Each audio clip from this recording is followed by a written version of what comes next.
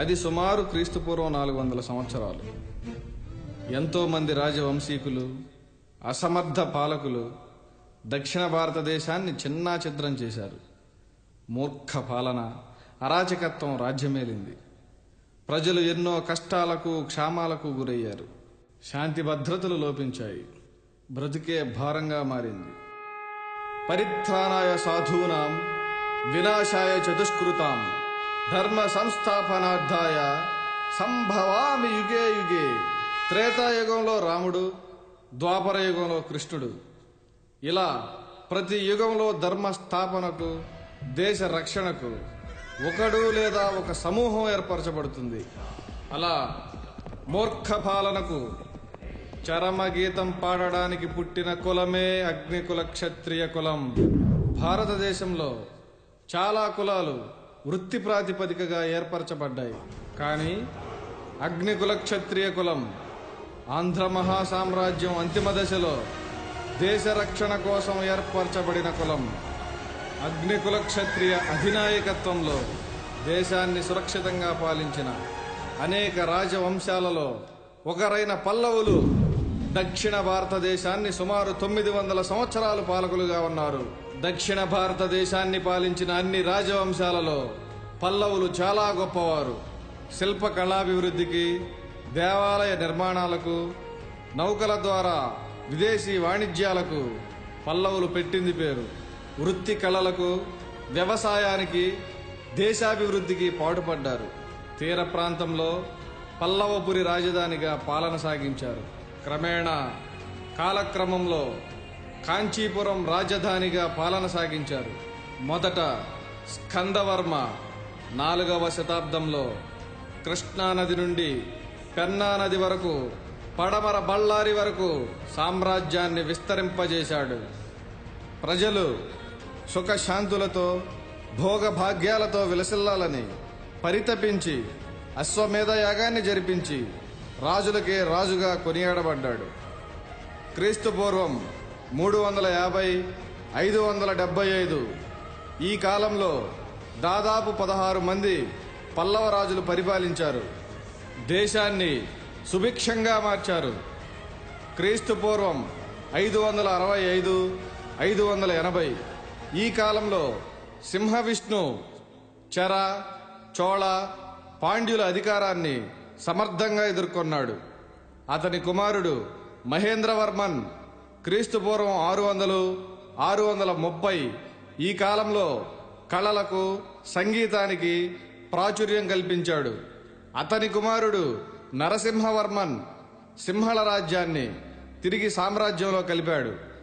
అతని బిరుదు మామల్ల అనే పేరు మీదనే తీర ప్రాంతంలో మామల్లపురం అనే నగరం వెలిసింది. అదే ఇప్పటి మహాబలిపురం. ఎంతో ప్రాశస్త్యమైన, అంతర్జాతీయ ఖ్యాతిని గడించిన షోర్ దేవాలయం నేటికి అప్పటి శిల్పకళా నైపుణ్యానికి సజీవ సాక్ష్యాలుగా ఉన్న కట్టడాలు. కాంచీలో అనేక దేవాలయాలను నరసింహవర్మన్ నిర్మించాడు. ప్రపంచానికి ఆత్మరక్షణ కళని నేర్పిన బోధిధర్ముడు పల్లవరాజులలో ప్రశస్తనీయుడు. పల్లవ రాజ్యం నుండి చైనా వెళ్లి కష్టాలు పడుతున్న జనాలకు ఓదార్పును, కుంగ్ఫూను నేర్పించి వారి గుండెల్లో చిరస్థాయిగా నిలిచిపోయాడు. పల్లవులు స్వతహాగా హిందూ మతాభిమానులు. హిందూ మత అభివృద్ధి కోసం, ధర్మ పరిరక్షణ కోసం ఎనలేని కృషి చేశారు. ఇది ఘనమైన పల్లవుల చరిత్ర. ఆధునిక భారతదేశానికి అడుగులు నేర్పిన పల్లవ వంశీయుల చరిత్ర. పల్లవ ఘన చరిత్రతో పాటు చాలా సత్యాలు మరుగున పడిపోయాయి. చోళులు, పాండ్యుల కుయుక్తులతో, కుట్రలతో పథకం ప్రకారం పల్లవులను అంతం చేయడమే లక్ష్యంగా కుటిల రాజకీయ నీతితో దుర్మార్గపు దారులను ఎంచుకున్నారు. పల్లవులను ఎదురుగా ఓడించడం ఎవడి తరం కాదు.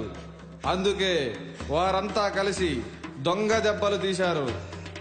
పల్లవులు నిర్మించిన అనేక నగరాలను, కట్టడాలను, ఆలయాలను వారి ఘనతగా చెప్పుకునే నీచ స్థాయికి దిగజారారు. ఒక పథకం ప్రకారం పల్లవ సామ్రాజ్యాన్ని పూర్తిగా నాశనం చేశారు. పల్లవ రాజులకు రాజ్యాలు పోయినా రాజసత్వం పోలేదు. ధైర్య సాహసాలు, ముక్కుసూటితనం, ఆత్మాభిమానం పోలేదు. తిండి ఉన్నా లేకపోయినా నీతిని, రాజసాన్ని వదులుకోవడానికి ఏ అగ్నికుల క్షత్రియుడు సహించలేడు. అది వారి రక్తంలో నరాన జీర్ణించుకుపోయింది. కాలక్రమంలో ఆంధ్రదేశంలో పల్లవులు పల్లీలుగా పిలువబడ్డారు. పల్లి అంటే పాళీ భాషలో రాజు అని అర్థం. పల్లవుల పతనానంతరం శాసనాలు పాళీ భాషలో ఉండడం చేత, పాళీ భాష ప్రాచుర్యం పొందడం చేత పల్లవులు పల్లీలుగా పిలువబడ్డారు. పల్లవుల పతనానంతరం తరువాత పుట్టుకొచ్చిన రాజవంశీకులు, మహమ్మదీయులు బ్రిటిష్ వారి కాలం వరకు అలాగే కొనసాగించబడ్డారు. పల్లీలు అనే పదం తక్కువ స్థాయి అనే భావనను కలిగించారు. అలా కాలక్రమంలో పల్లవులు పల్లీలుగా మారినా, వారి రాజ్యాలు అంతరించినా వారి రాజసత్వం పోలేదు. హిందూ మతాభిమానం పోలేదు. వారి సమాజ సేవ, సాంస్కృతిక కార్యక్రమాలు వారి తరువాత తరాలు కొనసాగిస్తూనే ఉన్నారు. అటువంటి గొప్పవారిలో కొందరు ముఖ్యులు. శ్రీ కొప్పనాతి కృష్ణమవర్మ గారు ప్రపంచ ప్రసిద్ధి పొందిన అంతర్వేది దేవాలయ నిర్మాత. అంతర్వేదిలో శ్రీ లక్ష్మీ నరసింహస్వామి వారి దేవాలయాన్ని 1823లో నిర్మించి, స్వామివారికి నిత్య ధూప దీప నైవేద్య మరియు కళ్యాణ మహోత్సవాల కొరకు ఎటువంటి లోటు లేకుండా 1800 ఎకరాల భూమిని వజ్ర వైడూర్య రత్న మణిహారాలతో కూడిన ఆభరణాలు సమర్పించి భక్త శిఖామణిగా కీర్తి గడించారు.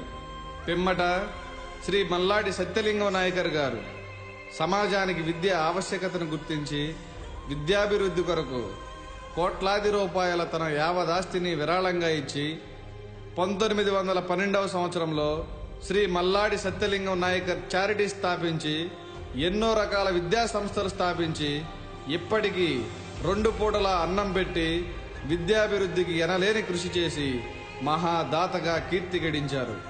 అంతర్జాతీయ స్థాయి శాస్త్రవేత్త ఎల్లాప్రగడ సుబ్బారావు విద్యనభ్యసించింది ఎంఎస్ఎన్ చారిటీస్లోనే. తదుపరి కోనసీమ తిరుపతిగా ఖ్యాతి గడించిన వాడపల్లి శ్రీ వెంకటేశ్వర స్వామి ఆలయాన్ని నిర్మించింది అగ్నికుల క్షత్రియుడు శ్రీ పెనబోతు గజేంద్రుడు గారు.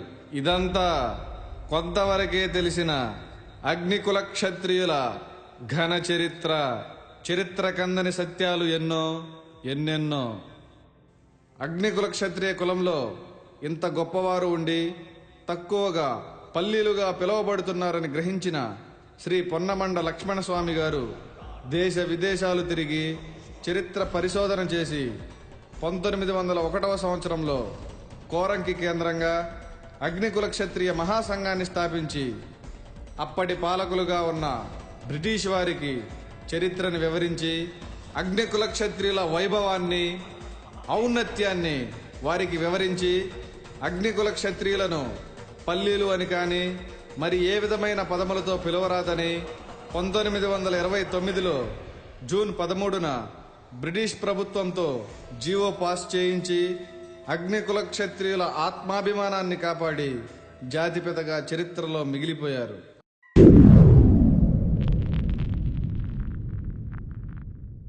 అంతటి ఘన చరిత్ర కలిగిన అగ్నికుల క్షత్రియులు ఇప్పుడెలా ఉన్నారు?